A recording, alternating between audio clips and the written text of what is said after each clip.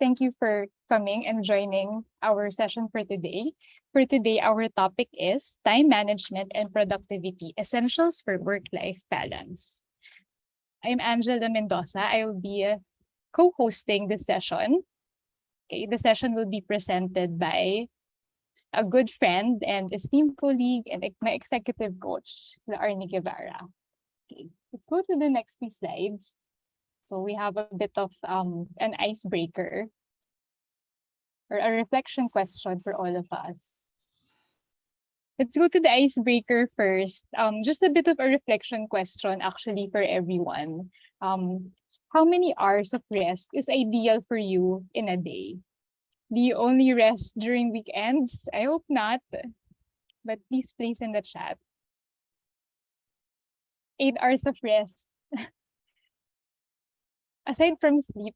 Hindi kasama tulog. Yeah, Lara is aside from sleep. So like, yes, aside assuming, from sleeping. We're assuming that sleep has about 6 to 8 hours. So other than 6 to 8, how much more? Grabe yung none. Just reserved for the weekend. Alright, 4 hours. Some said 3 hours. We're defining rest here as chill time, not the sleep time. Hey, Che. Oh, hi, Che. 8 hours of sleep and 4 hours for other rest activities. Yeah. Sounds nice and healthy. Okay. Okay, let's hold on to that thought because we'll be discussing time management and productivity. We want to see what our ideal rest is and how we get to fit that into our everyday. Okay. Thanks, Lara, and thanks, everyone. Next slide. This is always an honor to introduce my good friend and esteemed colleague, now executive coach. So Laarni Guevara is an executive coach. She's an expert in management and productivity. She's also a company productivity lead. And today she will share steps and tools to help us create our own definition of work-life balance, time management, and productivity. A little bit more about her. Next slide. So she's the co-founder and head coach here in More Staffing. She's also the head of business operations of Section 119. And she's the president of Nest Inc. Philippines. She's the founder and director of Future of Beauty and the founder of Pizza Verde, her newest baby. And for those who know her, she's also a Fibros certified microblading artist. She was a former flight attendant, but she's a forever globetrotter. So for those who are in her Facebook, you'll know that she really loves going to different places, locally and also internationally. And her favorite way to introduce herself, she's also the mom of 2 energetic boys. So grabbing credentials for time management and productivity. How? So this session is perfect because she'll be teaching us how to be able to fit all of those things for work and also to have time for the other things that keep us happy and keep us have a meaningful life. So without further ado, I turn the floor to Laarni. Hi, Lara. Hi, sound check. Can everyone hear me? All good. Yes. Thank you. Okay. So this is quite different for me today kasi first of all, ang dami ilang beses na namin I think this is the 5th time that I've tried sharing this topic, but we always strive to change or develop or improve our learning session. And for this one, we hope that na ma-improve pa namin so much better yung time management, productivity, and work-life balance learning session. So for introduction, understanding what you learned today, first is who needs the learning session, and part 2 is 5 breakthrough steps to boost your time management and productivity. And then part 3 are yung mga technical stuff na pwede nating i-try to improve our time management. So first of all, part 1, who needs time management? So time management for everyone. And para lang din magkaroon tayo ng idea right now kung sino yung mga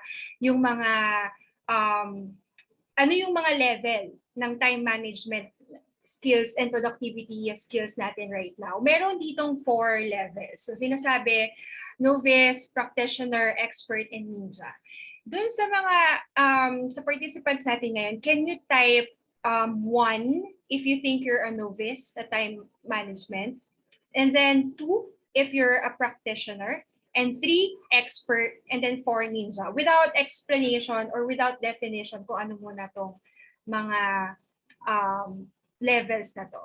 Tingnan natin kung meron ditong level 4. So level 4, pinaka mataas, novice yung pinaka mababa. Ninja, novice level 1, practitioner level 2, expert level 3, ninja level 4. Kala ko may 8. Huge. Okay. Mali na yung ninja, Kersey. Yan, ninja. Tingnan natin yung mga ninja dyan mamaya. Kung ninja talaga. 2 to 3. Okay. Patrick is 1. Okay, sige. Sige, tingnan natin muna yung definition ng novice. Novice, able to keep self relatively honest on when to perform tasks. Alam nyo kung kailan nyo gagawin yung task, alam nyo yung gagawin yung task. Hindi lang tayo sure kung gagawin nyo yung task. Pero alam nyo may task, alam nyo may gagawin. Practitioner, able to manage multiple tasks of varying importance while making sure not to overlook critical steps. Expert, able to explain time management techniques and marunong ding project management skills to novices and model this technique under condition of high uncertainty in emotionally and intellectually pressured situations. And then ninja, able to maintain high level of productivity for prolonged periods with quiet periods, built in to allow rest and recuperation. So tingnan natin ng mas isa-isa pang detalye. 4 levels of time management skills. Novice, able to keep self relatively honest on when to perform tasks. Know how to deliver substandard work. So ito basically pag ginagawa natin yung mga task natin sa work or either personal task, alam natin kung kailan natin okay ipasa, okay hindi ipasa, acceptable ba sa management or hindi acceptable sa management. Kumbaga meron kang hindi ka clueless na nakakapag-deliver ka ng standard work. Aware of their personal reasons for procrastination, forward method to self-diversion, and has the techniques to overcome. So, marami akong coaches na ganito yung sinasabi sa akin kadalasan na I know I'm procrastinating. I need help how to not to procrastinate. So, there is an awareness. Meron pa kasing level lower than novice, yung walang awareness na talagang hindi nila alam na may something wrong with their time management skills. So at least for novice, kahit na you know you're at level 1, alam mo na you wanted to improve, alam mo na you're procrastinating and you want to improve. Level 2, practitioner. Able to manage multiple tasks of varying importance while making sure not to overlook critical steps. So, for example, if you have 10 tasks right now, alam mo kung ano yung dapat mauna during the highest energy of your day. Alam mo kung ano yung pwedeng imamaya na or pwedeng i-delay ng konti para mauna yung priority. And then, at the same time, kaya mong i-justify na kapag hindi mo nagawa yung mga nasa below tasks, alam mo na hindi ka nagawa mo pa din yung mga critical steps. Able to adjust time allocation when priority changes. Ito, how adaptable, how flexible you are dun sa mga changes. Like for example, nakaset na yung task mo from 1 to 10 by morning. At lunchtime, parang 100% nagbago yung schedule mo. Yung iba dito naka-experience na maiinis na lang hindi nagagawin or talagang magfa-find ng solution how to make things work. So dyan nagkakatalo kadalasan kasi may mga tao na kapag may schedule na, nagiging rigid na sila for the rest of the day. Instead na mag-adjust and mag-adapt, kailangan pa nilang kailangan na nilang itigil na lang kasi hindi na nila kaya mag-move forward. So practitioner, at least kaya mong mag-adjust. And then C, can keep procrastination monsters chained in dungeon. You know that there's procrastination. Alam mo na uma-attack siya, may trigger siya, but then kaya mo siyang i-pause. Kaya mo siyang i-control. Yan yung mga practitioner. Expert. Ito na yung mga nagtuturo ng time management skills. Able to explain time management techniques, overlapping with project management skills to novices and model this technique under condition of high uncertainty in emotionally and intellectually pressured situations. So sila na yung nakaka-move forward without, hindi na sila yung ganun ka-affected kapag may mga challenges during the day. Yan na yung mga sobrang sanay ng magpalit-palit ng prioritization, depende kung anong pangangailangan. So sila yung expert. Sorry, last is yung ninja, able to maintain high level of productivity for prolonged periods with quiet periods built in to allow rest and recuperation. Smooth na yung schedule nila for the rest of the day, regardless kung anong naging challenges, regardless kung ano yung nag-work, what didn't work, kaya na nilang pagpalit-palit yung mga tasks nila. Able to refine and adapt techniques to meet new needs. Able to reach these skills to practitioners and experts. So why did I explain to you the 4 levels of time management?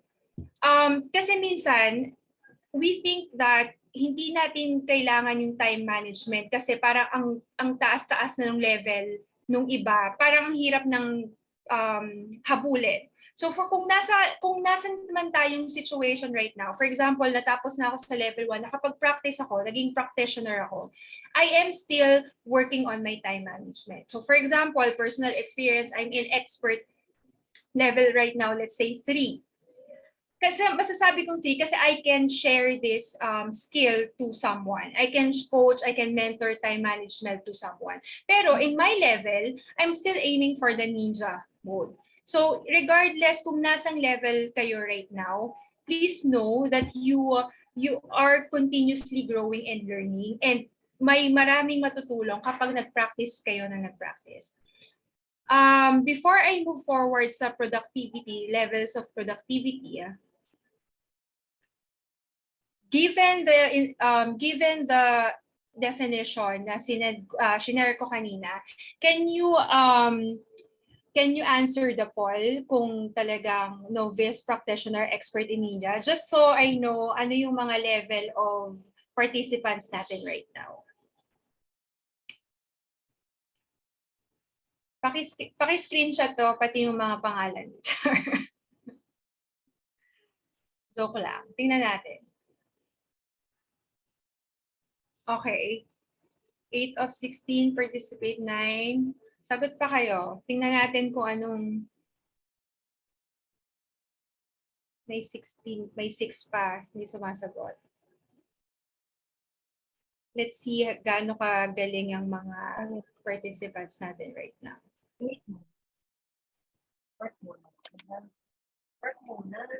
This karaniwan. So mostly novice practitioner. Okay, sige. Okay, 4 tayo sa 4, si novice and practitioner. Alright, let's move on. Tingnan naman natin yung definition ng level of productivity. 4 levels of productivity. So, ganun din yung name nila. Novice, yung first, avoid the work and actively don't do it. Lots of procrastination. Tends to be distracted by lots of incoming priorities other than the ones they're supposed to be working on. Overwhelmed by their work 80% of the time. They have to work 3 times as hard to get 1 unit of work done. So medyo hirap sa productivity tong si novice.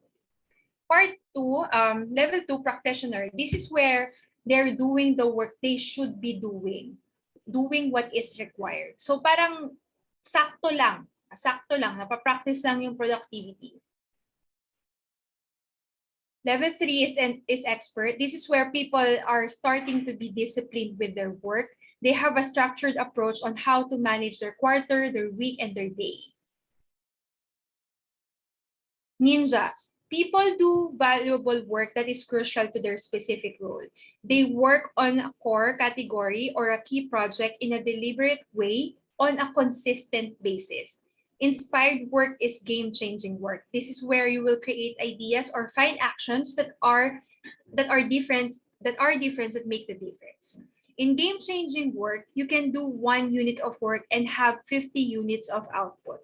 Team Ferriss called this leverage activities, the activities that give you an explosive impact. So given this definition of productivity naman,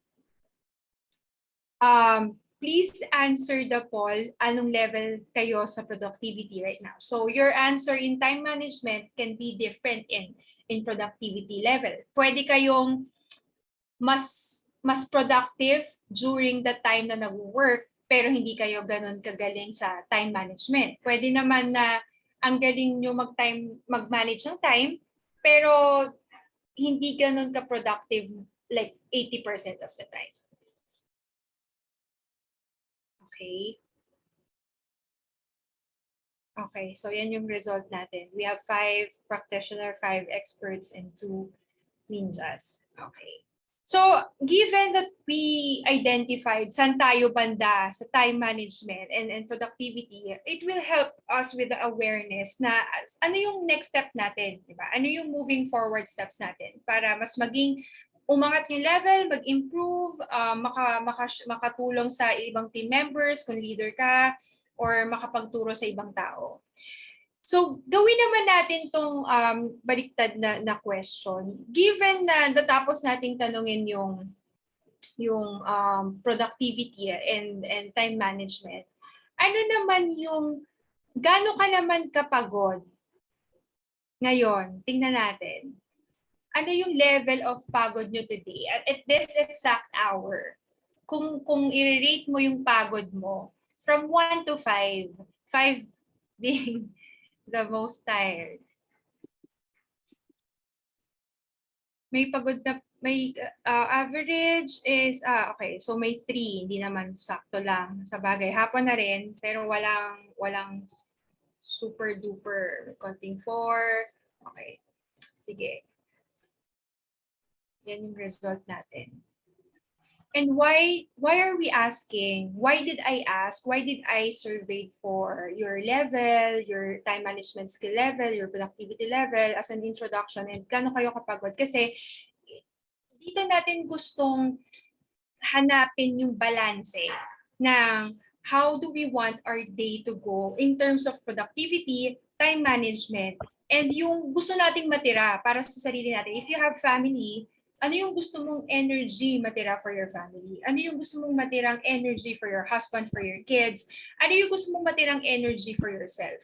Kasi at this time, at 4:30 p.m., if ang taas ng productivity mo, ang taas ng time management mo, and then ang energy mo ay 5, ganun ka nakapagod. Sorry, yung pagod na level mo is 5. What can you give on a Friday night to your family?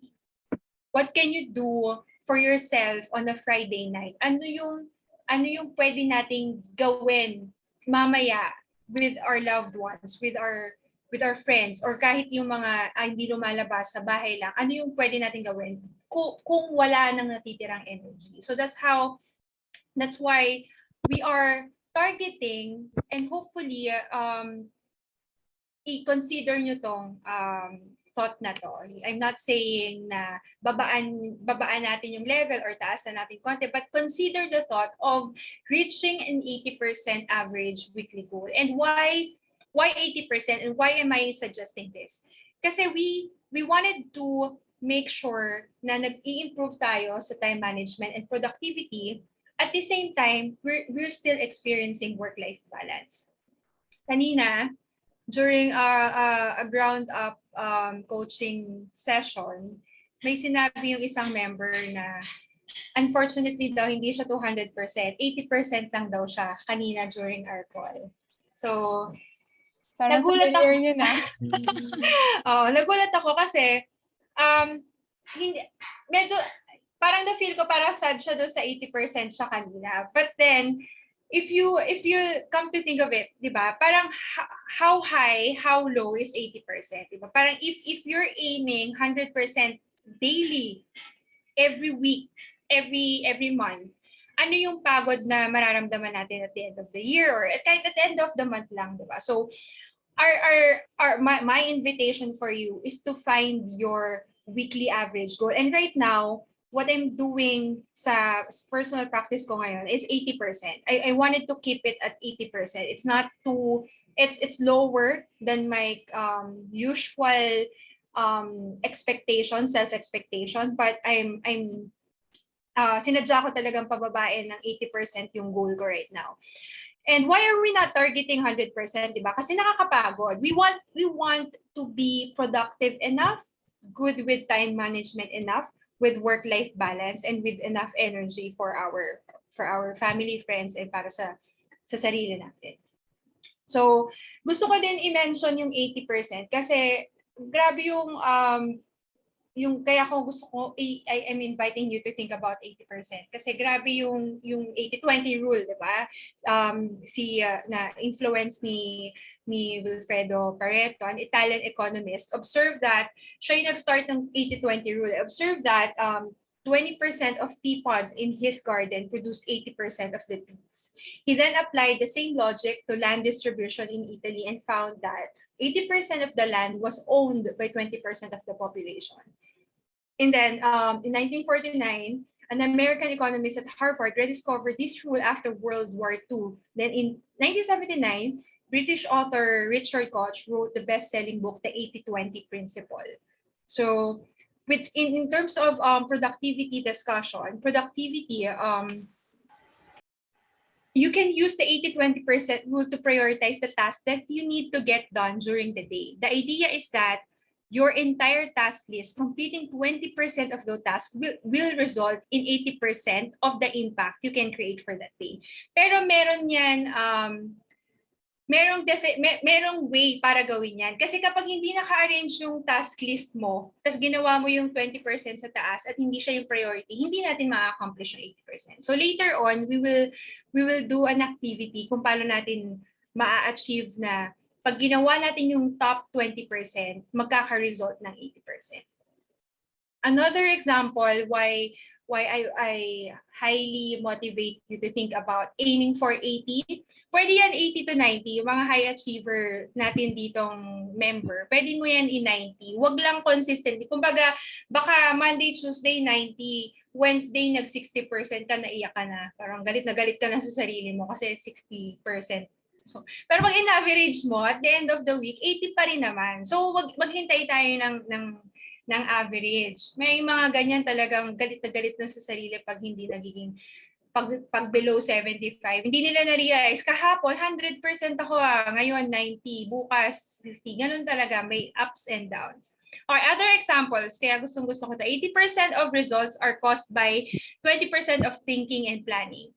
80% of family problems are caused by 20% of issues. 80% of retail sales are produced by 20% of store brands.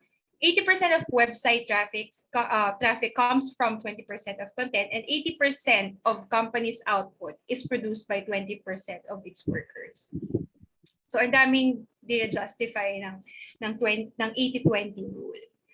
Okay, so part 1 was our introduction, and we are moving to part 2, and this is focusing on how do we move forward, improve, develop, or increase our level. So since may awareness na, and yung sa mga from level 1 na gusto mag-level 2, sa mga level 2 gusto mag-level 3, or sa mga from 1 gusto mag-level 4 agad, ito na yung next step natin kung paano tayo mag-move forward. Okay, so why we have 5 breakthrough steps, and why breakthrough? We want to start with the foundation. So setting the tone, knowing our whys, so we can keep the momentum when we use the tools. It's easy to start, but hard to keep up. So ayaw natin na mag-start lang ng ilang beses, and then magsa-stop na tayo after a few times. So we want to make it consistent, long-term use. So first of the 5 steps is define. Paint a picture what is your own definition of time management, productivity, and work-life balance? Different people have different definition, different picture. Those who have families, syempre kasama sa work-life balance definition nila time with kids. Those who have partners, iba din. Those who are single, iba din. Yung mga maraming friends and gusto ng socialization, iba din. So always define your own definition. Always make your own definition of time management, productivity, and work-life balance. And the next is prioritize. What matters to you most right now? Yeah, is it career, family, health, spiritual, business? Iba-iba din yung situation natin right now. I would say some of our participants career, mostly career or business, yung iba dito nagpa-prioritize ng family, yung iba dito nagpa-prioritize ng health. And then next is align with yourself, family, business partners, and your team. I'll explain this later on. And then practice. Ito yung mga tools na we will discuss later, how to improve time management and productivity. And then next is how to measure. How did it work? Ano yung naging from trial and error, di ba? Ano yung nag-work from our trials? So when we are discussing the definition of time management, productivity, and work-life balance, I want to share with you my personal definition. So again, set your own definition. My situation can be different with others. Yours is unique based on your current situation or status. So to summarize, textbook definition of time management, the ability to use one's time effectively or productively, especially at work. My definition, using my time to do things that matter to me. So regardless if it's work, if it's business, if it's personal, as long as it matters to me, yun yung definition ko ng using my time well. Productivity textbook definition, the amount of work people can do in a given amount of time. Yung my definition of work, my definition of productivity, the amount of work that can contribute to achieving my target in a given amount of time. So, ang malaking difference niya, even if I can finish 100 tasks in a month, if 50% lang yung nag-contribute sa goal ko, I'm just 50% productive. Yun yung definition ko. Kailangan nag-contribute siya in achieving your goal. That's why very important to know what's your why. Kasi pag wala na yung why, nakakalito na. Akala mo super productive mo na kasi naka 100 tasks ka for the month. But then 50% lang pala doon yung nag-contribute sa goal mo. And then work-life balance, what most people think is it should be 50-50 like a scale, but our definition is you create your own balance. You can decide where your time and energy will go. Okay, so yan din yun. Okay, so I'm excited to share this worksheet with you. I'll explain this first. This is called Life Vision Worksheet. Mahaba-haba yung process niya, pero what we'll do today is yung quick part na yung fun part lang nitong life vision. So can someone share the link in chat of our life vision worksheet? Okay, so ideally i-explain pa natin. Ito yung 12 life visions natin. This will help us identify ano yung why, ano yung important can you see my screen?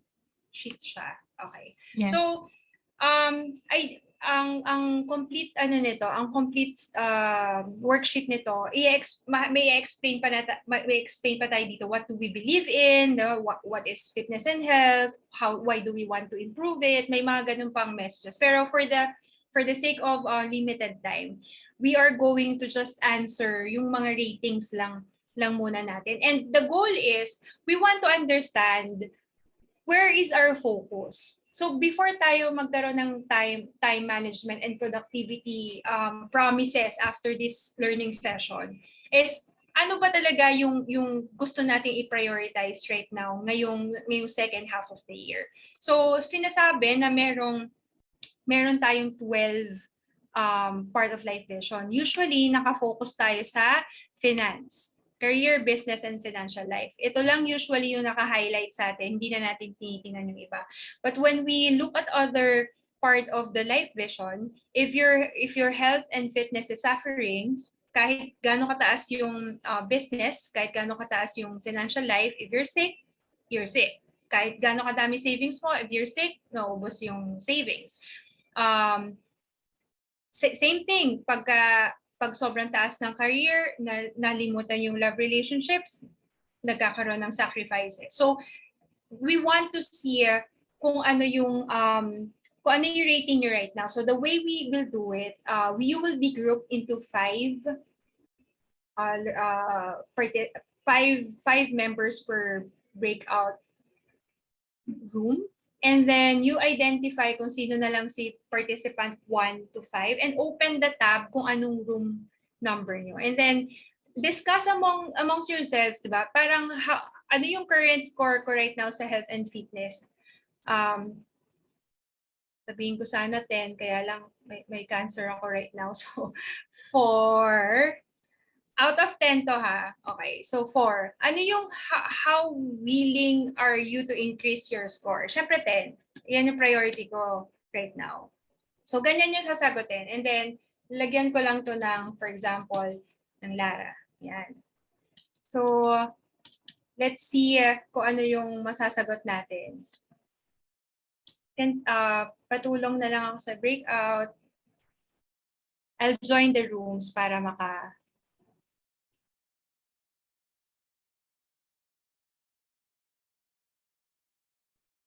How was the exercise?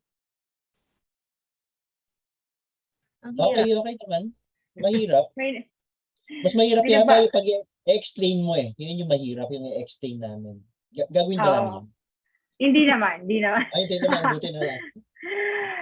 May inaabangan akong sagot kanina sana kasi may mag-asawa magkasama sa room. Hindi kung pareho sila na sagot sa love relationship. Joke lang. Grabe ka. Sino yan? Okay. So, how did this help you identify kung saan tayo magpo-focus right after this? Like yung time management, productivity, di ba? How yung mga merong na-highlight sa inyo na mag-share ako ng screen, yung mga meron dito naka-highlight ng okay, so tingnan natin, di ba? Ayan. So si room 1, meron silang mga highlight na health and fitness, career, and quality of life. Okay. Si room 2, yan. Iba-iba din talaga ang priority set natin right now. So we will be sharing yung complete version nito para mas may reflection part. Mas maganda kapag nagawa natin yung reflection part dito para mas buo yung activity. Continue sharing my screen. Okay, so the key is not to prioritize what's on your schedule, but to schedule your priorities. And then yung next step is align. So sometimes our number one enemy is ourselves. You set your productivity definition very high, time management level very high, that it's hard to keep up. So sino yung mga nakaka-relate dito na sobrang taas magbigay ng target sa sarili nila. And then eventually, mas nagiging mahirap for them to keep the level kasi laging highest level yung target nila. So, yung pag-define natin ng process, you define the progress if it's huge. If there's a little improvement, if it's not progressing at all. So, paano natin siya i-align with yourself? Diba? Una is yun nga, mag-self-reflect muna tayo. Let discuss or after the self-reflection, mag-align ka sa sarili mo na you agree with 80% or you agree with 90% or you agree with 70%. If this week is not a good week, you agree na ilang percent lang yung gagawin natin so far. So yun yung mahalaga na align kayo. And then align with your family and friends as well. So may mga nasa life vision tayo kanina na nakita ko na gustong i-improve yung family and relationship.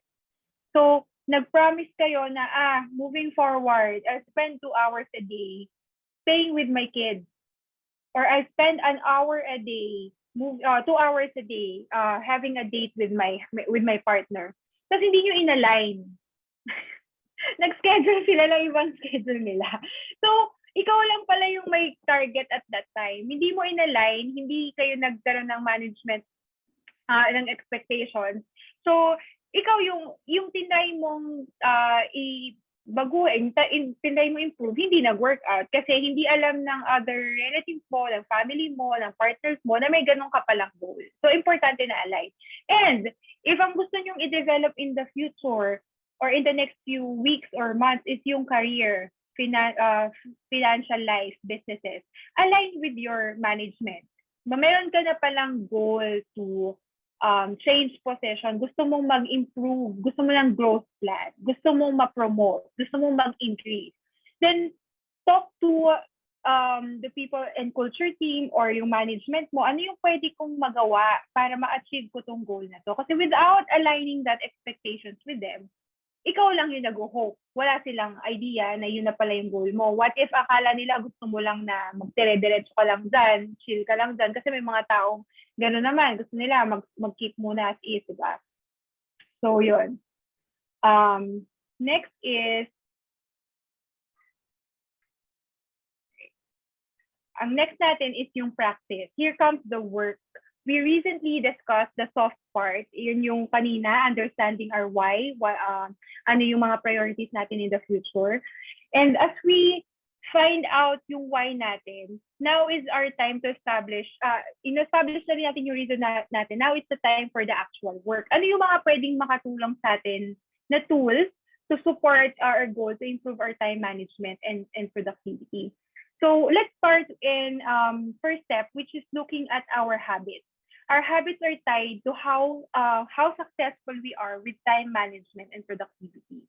So I highly recommend this book if you haven't read it yet, Atomic Habits. Know your habits are formed. So there are cues, routine, and then rewards. Some habits are greatly impacting productivity. For example, exercise, waking up early, morning ritual or routine, task listing, monotasking. Select only 1 to 3 habits to focus on for several months. So you can't change everything at once. So focus on, katulad ng ginawa natin kanina sa live session, focus on top 3 na gusto mong baguhin. So you can't change everything at once. Isa-isa lang. Recommendation is to use schedule tracker and I'll share it with you later. Setting smart goals and prioritizing wisely. These two are so cliche but never get old. We need smart goals and great prioritization skills to increase our productivity and time management. Okay, so first, create a priority list and stick to it. Work on the most important things first. I am suggesting to use Eisenhower matrix. So in here, with Eisenhower matrix, we can identify 4 quadrants or 4 categories. Important and urgent, important and not urgent, not important and urgent, and then not important and not urgent. By doing this, arrange natin yung priority list na ginagawa natin. So ideally, maganda siya, magkasunod natin siya gagawin. List down all our tasks for the day, for the week, and then after doon, i-try natin yung Eisenhower matrix para ma-arrange natin siya in order of priority. Going back to 80-20 rule, sometimes the 20% task that we will accomplish in the day has the 80% result. It's just very important na dapat yung 20% na priority yung ginawa natin and hindi yung other 20%. If we did not prioritize well, we could have been working on the wrong task. Number 3 is assign the right people for the right task. So this is delegation. Delegation is a skill, and your life as a leader will be so much easier if you master the art of delegating. And how would you delegate? Picking the right person. If you have team members, it's very important that you pick the right person. You're matching the requirements of the job to the abilities of the person. We call this talent optimization. We don't want the member or our team member to be working on so much effort sa work na hindi nila expertise. Kung nasa marketing, social media ang expertise nila, wag na natin silang ipa-hire ng tao. We know na ang expertise ng tao na to is this, i-maximize natin yon. Kasi iba yung impact na ang gusto niya yung ginagawa niya. At the same time, iba din yung impact na expert na siya dun sa ginagawa niya. Delegate effectively to the right person. Delegate smaller tasks to newer staff to build their confidence and competence. Delegate the entire job. So ito yung medyo mahirap gawin ng mga leaders kasi nagde-delegate sila pero mina-micromanage din nila yung dine-delegate nila. So when you delegate a task, trust that person na inassign mo and then wait for the result. And then discuss after. How would you know if kakayanin niya na yung mga susunod na task after this? Is kapag naging successful tong first trial of delegation. And then delegate with participation and discussion. Always discuss with your member if it kahit nag-work or kahit hindi siya nag-work. So if it didn't work, ano yung mga possible solutions in the future para mag-work na yung delegation sa kanya? Hindi ba swak yung task? Like, nahirapan ba siyang i-capture yung instruction mo? Merong mga leaders na hindi marunong magbigay ng instruction. May mga leaders na kailangan mo i-probe ng questions before mo makuha yung instruction. So, may times na kailangan ng proactiveness din ng member. So, make sure na may discussion after para ma-improve both. Sa leader ba siya or dun sa member nagkaroon ng problema or both. Okay, before pala ako sino magaling mag-delegate? Pa-raise ng hand. Kat. Okay. Okay. Aisa. Yan yata yung mga Kanino kayo nagde-delegate? Sa anak, sa asawa. Yan pala. Kaya sanay. Sanay. Okay. Mapapractice dyan yung mga moms. Sanay na mag-delegate. Okay, sige. Okay, number 4, be fully engaged with the task in front of you. So, I want to discuss this very carefully kasi some people kino-consider nila multitasking as a talent. So gusto lang natin i-make sure na alam natin yung definition ng multitasking in the first place kasi baka nami-misinform tayo kung ano yung meaning ng multitasking. So several reasons why you should stop multitasking kasi may switch cost. So yung switch costs are the cost of lost time when you mentally transition from one topic to another. So pag nagmo-multitask ka ng 2 jobs at the same time, may switch cost. But may multitask na kaya mo mag-treadmill while you're typing, di ba? So yun yung sinasabi ko dito na wait, what's multitasking again? I-define natin na sometimes it's helpful if it's defined properly.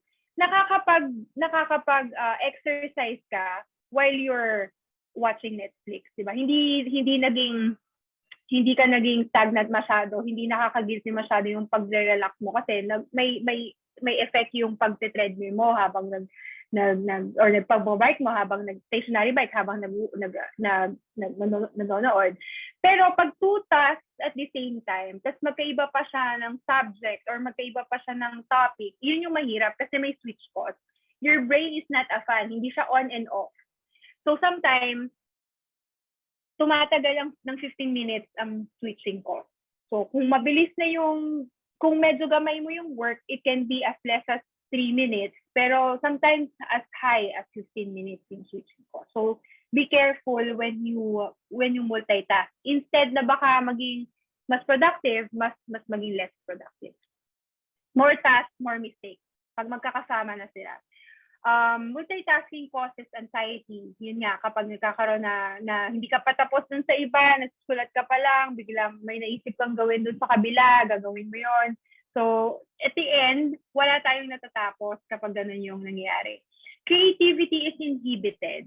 Walang focus. Diba? Pagka maraming kang ginagawa, pansin mo, hindi ka parang fully creative. Hindi mo nakukuha yung sobrang gusto mong ilabas dun sa work na yon. Multitasking is for me a waste of time. Unless we can define multitasking as yun nga, yun yung dun ako nag-agree yung habang nagta-type ka, pwede kang may ginagawa na exercise or nagre-relax ka, meron kang may iba kang ginagawa with your kids, diba? May mga work na sobrang dali na kaya mong makipag-play sa anak mo while working. May mga work na sobrang kailangan mo ng deep focus, na kailangan mo talaga nakalaking pinto. So, ikaw na rin talaga yung mag-judge or ikaw yun na rin yung mag-set how will you help yourself with multitasking if may gusto ka talagang i-multitask. Start your meetings on time. If you're, lalo na sa mga nagre-remote work dito, mga may team members, it fosters productivity. It makes a good first impression. It shows you value attendance time. So, ang hirap kapag sinet mo ng 30 minutes or 45 minutes or 1 hour yung meeting, i-follow din natin yung timeline na yun. So, don't sweat the small stuff. This can be the hardest among the tips I can give you today. Kasi ang hirap mag-let go. And many of us are having a hard time na palagpasin yung mga mabababaw na mistakes, na mabababaw na reason kung ba't hindi nag-work yung mga bagay. So, how to stop sweating the small stuff for good? Make a comparison, toss it out, practice mindfulness, give yourself a time limit, and respect your limit. So, pag nagkakamali, pag nagkakaroon ng hindi na-achieve yung gustong i-achieve na situation or result, we have to learn how to pause and be mindful and then move forward para hindi ma-sacrifice yung work natin. Check lang tayo. Okay. 7, learn to say no to people and projects that do not align with your goals. So ito yung sinasabi kong very important kanina sa productivity. Kahit magawa mo lahat ng pinapagawa ng management or ng team members or ng business, if not 100% is nag-contribute sa goal mo, you're not as productive katulad ng naisip mo. So, always define your goal in the beginning para alam natin na nagko-contribute siya sa goals and learn how to set boundaries. Ito yung lately ko na rin natutunan, probably some of you are still learning how to do this, like how do you say no? Ang hirap sa ating mga Pilipino mag-say no kapag sinabi ng team members natin, boss natin na gawin mo to, ito yung mga task, diba?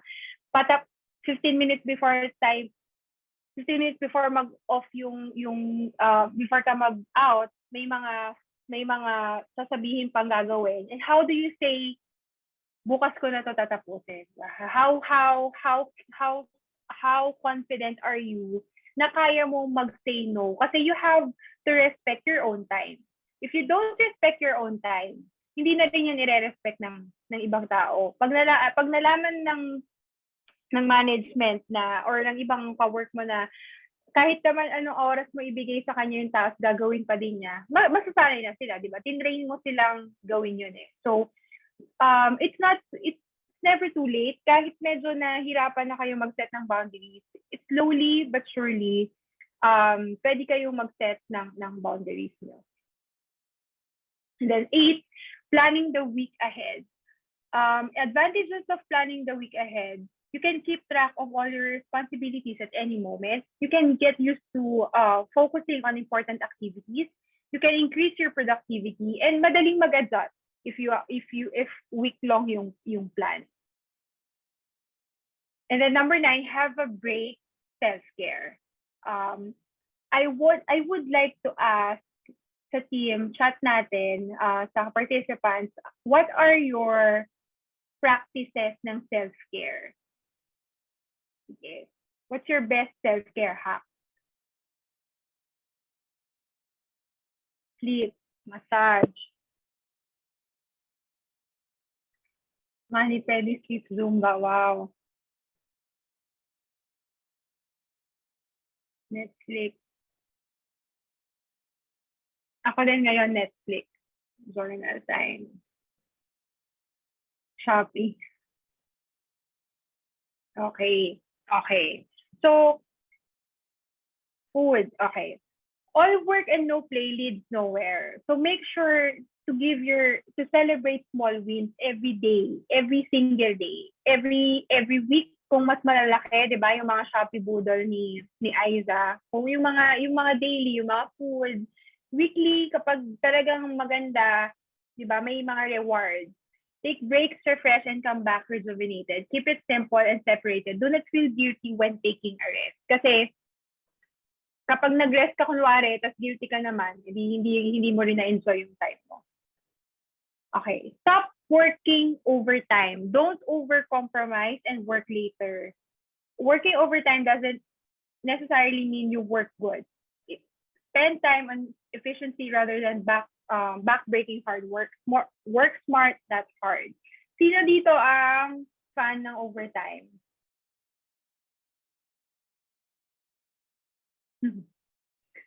Diba? Pagka sino dito yung nakaka-experience na sobrang pagod na pero nag-work pa din, nag-overtime pa din, hindi na ganun ka-productive. So always remember na yung time natin resting, if hindi na tayo productive, for example, pagod na, marami nang iniisip, and then antok, di ba, hindi na kaya ng katawan, yung activity na ginagawa nyo at that time, sobrang tatagal siya. Para siyang, kung kaya nyo siyang gawin 10 minutes when your energy is high, baka kailangan nyo siyang gawin when your energy, ng mga 1 hour kapag yung energy nyo is low. Okay. So, stop working overtime. Pagka nagalit yung boss nyo, at hindi kayo pinomote, explain nyo why working overtime is not productive. Okay. Any question before we move to breakout room 2? Meron pa tayong isang activity and then closing na. Question and answer. Huge. Can you send the link in our chat? Ayan. Okay. So, this time, i-explain ko lang how schedule tracker. So, schedule tracker, baka meron na sa mga coaches ko dito, for sure, meron nang nakakaalam. But then, I'll explain for other members. Okay. So, yung purpose natin ng schedule tracker is to help us in planning our activities for the day, for the week, and then may data. After natin magkaroon ng data, understanding our data. So very important kasi yung measuring part, yung how well did we do na part after natin mag-improve try natin mag-improve ng time management, try natin mag-improve ng productivity.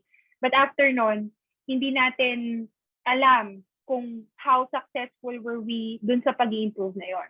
So I want to share with you the schedule tracker. And this is how you're going to use this sheet. So first, set nyo yung time, depende kung anong oras kayo gumigising, pwedeng 6 a.m., pwedeng 7 a.m. start, and then add activities and be specific as much as you can. So for example, breakfast yung nandito, pipili kayo ng category, and yung list, pwede nyo siyang i-edit based sa kung ano yung gusto nyo. Yung iba kasi sa inyo, more than one ang work. May work 1, may work 2, baka meron pa yan business. Diba? So, dagdagan natin ng business. So, yan. So, ang difficulty edit category based on the tablet. And then, rate your difficulty to start the task. Gaano kahirap mo ginawa yung task? So, for example, gumising ka ng 6 a.m. Pero nag-workout ka kagad. Category fitness. Yung difficulty nito 9, sobrang hirap. Kasi possible na nahirapan ka. And then remark, sabihin mo lang, no breakfast yet. And then, color the time green, yellow, and red based on your energy. So for example, high and ano ka nito? Yellow energy ka nito. Sakto lang. Hindi pa ganun ka high, hindi pa ganun ka low. Pagkagising mo, hindi ka super energetic, may mga ganung type of tao. And then if you fill up mo tong schedule tracker mo to ng ganyan ka detalye, and you want to have at least 3 days na may data ka para maintindihan mo mismo yung schedule mo. So I'll share an example with you na ginawa ng isang coach ko. Ito yung ideal niya. So meron siyang ideal na ginawa na sana ito yung nagagawa niya per day. And then binura ko ng iba, pero meron siyang July 18, 19, and 21 na entry. Sinide by side lang niya kung ito yung ideal niya. Sinide by side lang niya kung ano yung talagang actual nangyari. So, yung ideal versus actual. Yan. Tapos, naglagay siya ng color coding pa rin dun sa time. Makikita nyo dito kung asan ba talaga yung energy ko during the day. Morning person ba ako? Afternoon? Night person? Di ba? Parang, how would you know kung saan yung highest energy nyo? Kung yun yung sunod-sunod na green. Tapos may kita nyo naman yung pinakapagod nyo kung saan yung mga red. Yan. So, kita niya. So, activity natin for today, hindi natin gagawin syempre yung buong to. Pero we want to give you a chance to create your ideal schedule for the day. So like itong ideal na part. So when you use this sheet, just create a copy nitong blank. So ito lang yung gagawin natin. So kung ilang rooms tayo, yun lang din yung ano natin, duplicate natin. Sige, while I'm duplicating tab, can you create a breakout room? So parang group ano lang to, group exercise para lang masanay kayo how to create an ideal schedule. Pwedeng may isang model, may isang magta-type, tapos naka-share screen. Kasi it could be the best member in the company, but wrong talent. But he or she is the number one. Pero when we tested out the project or we tested out the task with her, it didn't work. Kasi it's not, hindi pala talent optimize yung napag-delegatean. So ang madaming factor. Tama ba yung taong nabigyan ng task? Did the leader explain the task properly? Did the member catch the instruction properly? If hindi niya na-catch, nagtanong ba siya or nahiya na ba siya? So ang daming factor na when we have the result na find na kunwari hindi nag-work out, why it didn't work out, and nagkaroon tayo ng discussion why it didn't work out. Tapos na-identify natin yung mga details na hindi yun yung reason but hindi nag-work out. Then we can try again. Na na tama na yung process. Like I think itong task na to kailangan natin dito ito ng type of talent. Tapos mali yung hindi aligned yung way ng pagbibigay ko ng instruction, hindi pala siya visual. So kailangan niya pala very very step by step, 1 to 10 nakalista yung process. So it's not always the fault of the member, pero parang partnership, how well did you manage the alignment? Like if sanay sa step 1 to 10 si manager, tas sanay sa paragraph si member, paano sila nagmi-meet? 'Di ba? Parang hindi aligned yung bullet type mag-isip, paragraph type mag-isip, ma-words, ma-numbers. So how will you meet halfway? 'Di ba? Parang ang daming factors. So it will be trial and error pa din. And once na nakuha mo na yung process na, like for example, yung mga members mo, may 3 kang members. When I give instruction to member A, kailangan nagsusulat ako ng step 1 to 10. Pag nagbibigay ako ng instruction kay member B, kailangan madami akong words. Pag nagbibigay ako ng instruction kay member C, kailangan ito naman yung binibigay kong information. So, iba-iba siya. But then, trial and error.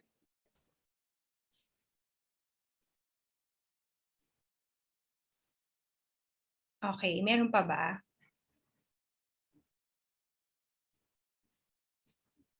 Okay. Jella?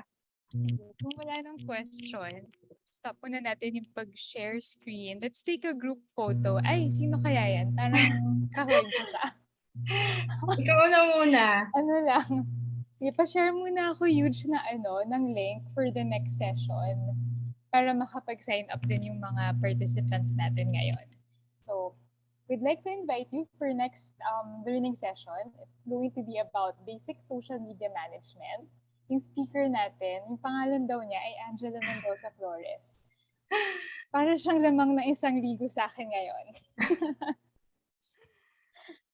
So, we'll put the link here.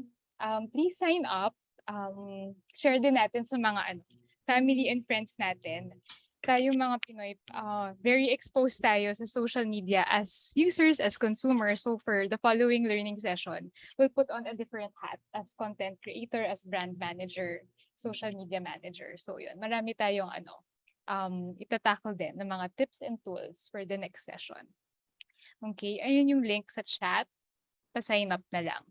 And then before we wrap up, send tayo ng heart kay Lara or ng fireworks or ng thumbs up para yun, ma-end natin yung session. Yeah. On din natin ang ating camera. Let's take a group photo. Show your beautiful and handsome faces. 1, 2, 3. Smile. Smile. Alright. Thanks everyone. Thank you. We hope that you all have a wonderful weekend. you. So, yeah. Yung question ko self-care tayo. kay Laarni sa meeting na lang natin. Go, Jay. Okay. Yung question ko. Matagal yun, yung mga 2 hours yun, 2 hours. Ito pang session. 2 hours sa isang Tulog muna session. ako. Maganda yung question ko na yun, no? Sa Monday tatanong ko. Hindi pala ako attend. Ha? Ay, hindi ka ba ate? No? Maganda yung question ko na yun sa Monday.